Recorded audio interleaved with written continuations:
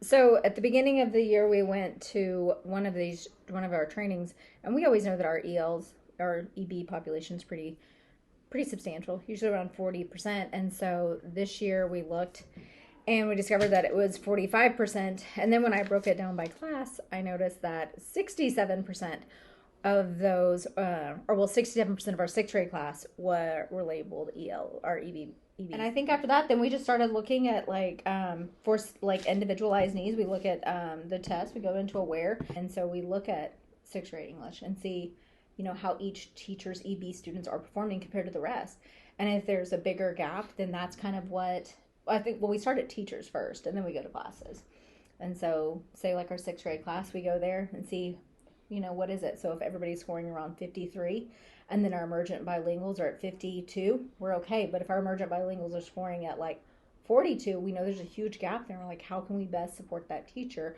And then what can we do with that? And even when it's not like a huge gap, because I think kind of beginning of the year, we're looking at more like 10%, Yeah. something like that gap between our general population and our EB kids, which doesn't seem huge, but when you're talking about 45% of your kids, Yeah. those That's are big huge. numbers. Yeah. So yeah, that's kind of how we decided that Mm-hmm. needed to be a focus and how we wanted to kind of attack it along with our wonderful coach. Yeah.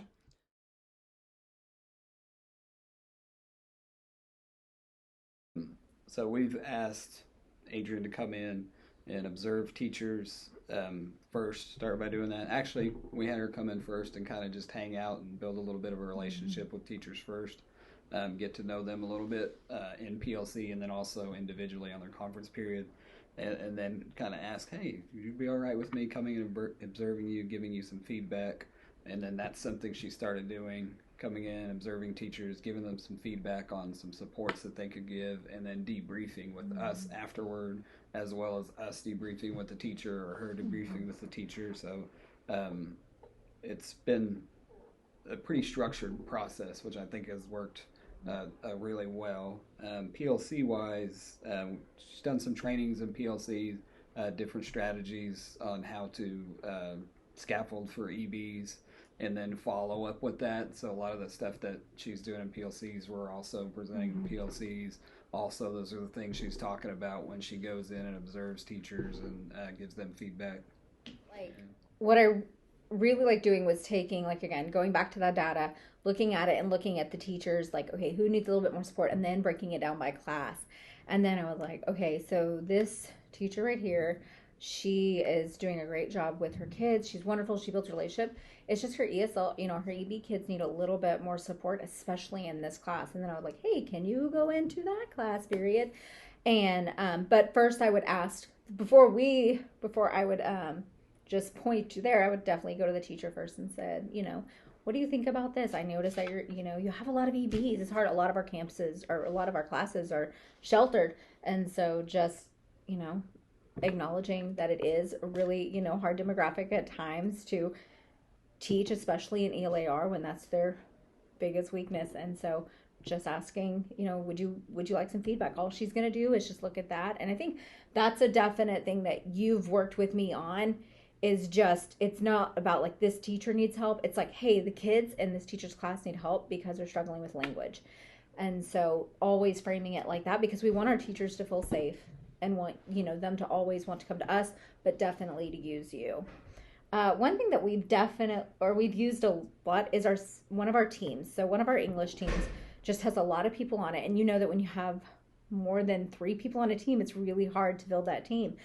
And so we've specifically asked her, like, hey, can you come in? Can you, let's try to meet if we can once a week with them.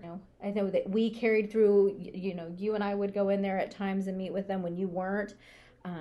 But just to help that team just get more aligned to the district initiatives and then our district goals and our district vision. And just, I felt like all of us came together to just really tighten that team. Yeah, and just really reinforcing what they've learned from her afterward with training that we do with them. So, being really aware of what it is that Adrian's bringing and then trying to reinforce that throughout the year. And I think that's been one of the things that's made a huge difference at this campus is our relationship and how you guys carry on the work even after I leave. And we talk about that, I'm like, I'm seeing this need with this brand new baby teacher with her EB kids, or it's a little big group in that one class. It's a little tough. Can you go see that? Or can you go watch the support that is being given, and can you help with that support?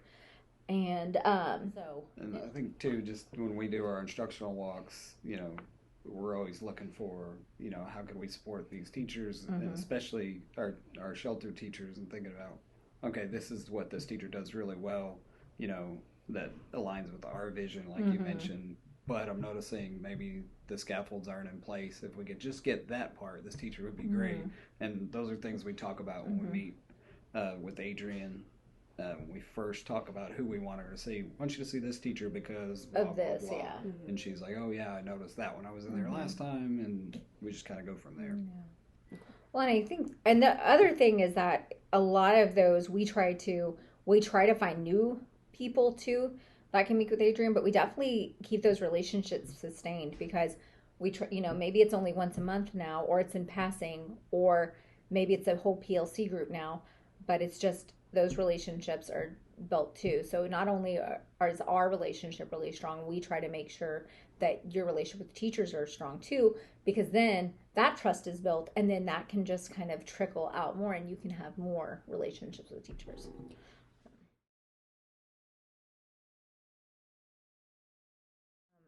Well, what we really started with the whole process was we do these instructional walks. And so our principal, Mr. Drysdale, takes me and him and sometimes some of our IPs, and we do instructional walks.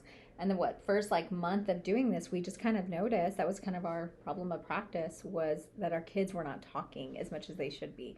And so which is an even bigger problem for our EB yes, kids, because that's been our struggle, especially in getting them released from the program, is they don't do well in the speaking and listening part. They can read just fine, they can write just fine for the most part, but the thing that's really been holding them back the last few years has been the listening and speaking. So like she said, we noticed that they weren't doing a whole lot of it in class, in our instructional rounds, in some classes. And so I think we just kind of all, you, me, and the APs, and Tim, we just were like, okay, let's figure that out.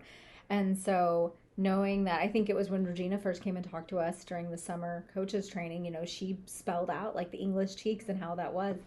So I was like, okay, let's do this. So I think that was one of the initial reasons that I wanted you to be here as much, is just to kind of have an alignment of that, because not only are the teachers hearing us say it and us training them during PLCs, it's, our principal, our APs, and now we have another person. And I think you're not having, they sometimes, even though we're not administrators, they still sometimes see us that way. And so you're just a lot safer. And so they can let down their guard. They can be more vulnerable with you. And you're not going to be like, oh, hey, they're not doing this. You're going to be like, okay, well, thanks for letting me know. Let's try this now. Sometimes, when we say something, it feels like we're, I don't want to say pushing an agenda, but maybe pushing the mission on them. Yeah. Like it's coming from our boss, whether it's coming from us or our boss. Yeah. That's how they see it. But then when you come in and you tell them the exact same thing that we just told them, they're like, oh, okay, maybe this really is a thing. It's not just them trying to get us online with what the campus wants. I think one big thing that we've noticed, we've been working on the strategy pat list, like a big thing that you brought.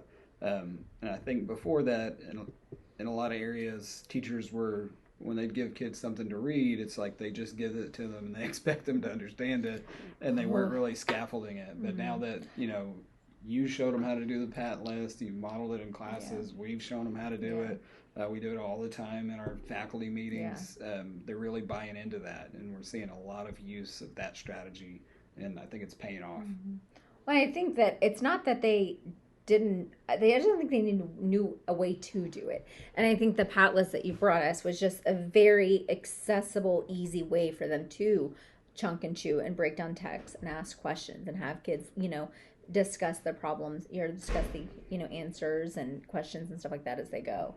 So, there's just a lot of things. I can't think of specifics. I know that definitely our ELA that, I was talking to them and they are just like, well, the great thing is not only do you bring these great things, because it's not just reading, writing, listening, speaking, you bring in content specific stuff with organizers and anything that helps ELAR, and they just love it. So it's, again, it's not just you, it's what you do with them, and then we're on the same team, but then our teachers are taking it and giving it, Yeah, and we're seeing a lot more, conversation between kids and collaboration in classrooms than we did at the beginning of the year. So I think one way that we were really lucky to have you was working with the team of teachers, and we have a little bit of vacancies in our ELAR department, and we know that that's something that you're really good at helping us with, is just building that, because they do trust you so much, because again, they still for some reason think we're admin, and you're just able to ask questions and make them think that way, and so then they're able to carry it on. And so that's something that they've been able to tell us too, like, yeah, now that even when she's not there, we ask questions and we look, okay, so this is the lesson you brought, okay, so what are the scaffolds for for our EB kids? And they were saying, like, at the beginning it wasn't like that, and so you helped them build trust within each other, then to actually give feedback to one another, that it can be really hard with a big team into a brand new team. So that's something that I definitely want to continue doing. And I think we have a pretty good system in place that we didn't at the beginning of the year, and it's kind of formed and changed throughout the year.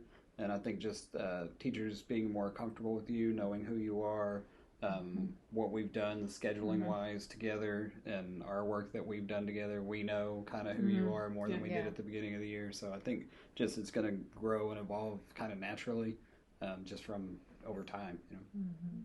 And I'm excited about next year. I know that you're probably thinking of a lot of things in the back of your head, like with structures and scaffolds and strategies and graphic organizers, and bringing those in to PLCs, because like whatever you bring to like our ELR department or to our new teachers, we're able to figure out how to scaffold for social studies, science, and math.